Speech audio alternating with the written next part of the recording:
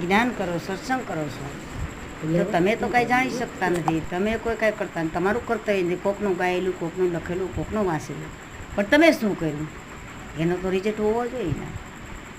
ઘરાઈ ઘણા કે મેં ગુરુમુખી સહી, જય ગુરુદેવ, ગુરુનું નામ લેતા હોય છે, એ કોઈ ના નથી. પણ ગુરુ તો મહાન છે અને ગુરુનું નામ લેવું જરૂર છે. ગુરુના કોઈ પણ વેદની અંદર રહેવું પણ જરૂર છે. કોઈ એનું પાલન કરવું એ પણ જરૂરી છે.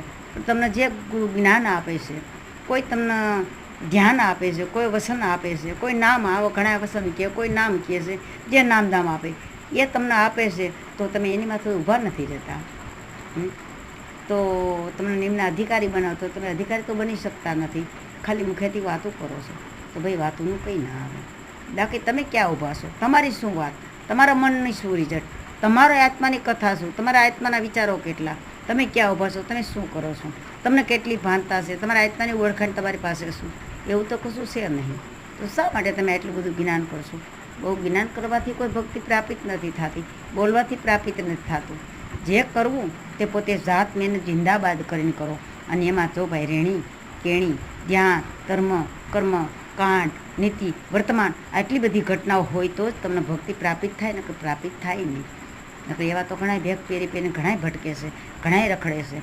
એટલે ભેગ પહેરે કોઈ ભગવાન મળતો નથી. કબીર સાહેબે કીધું છે, દો બાતા શીખ લો, કર કર સાહેબ કી બંદગી અને કા ભૂખા કો અન્ન દે. આ ઉત્તમ બે વસ્તુ શા કરો. ભલામણા જ્ઞાન કરીને કથાનું શા માટે કરો? કબીર, ભાણ, ત્રિકમ, ખલીલ, મોરાર આવા મહાન મોટા મોટા થઈ ગયા, મહાન સંતો થઈ ગયા. પણ એ થઈ ગયા કેવી રીતે થઈ ગયા? એને પોતે જાત મહેનત જિંદાબાદ કરી અને એને પોતે આત્માની ગ્રંથિથી, મનના વિચારોથી, મનના સંસ્કારો, બુદ્ધિ, આવરણો એકાગ્રાતની અંદર પોતે ગોઠવણી કરી અને પોતે એકાગ્રાતની અંદર શીતન કરી અને પોતે એની જાણે મેળવ્યું છે.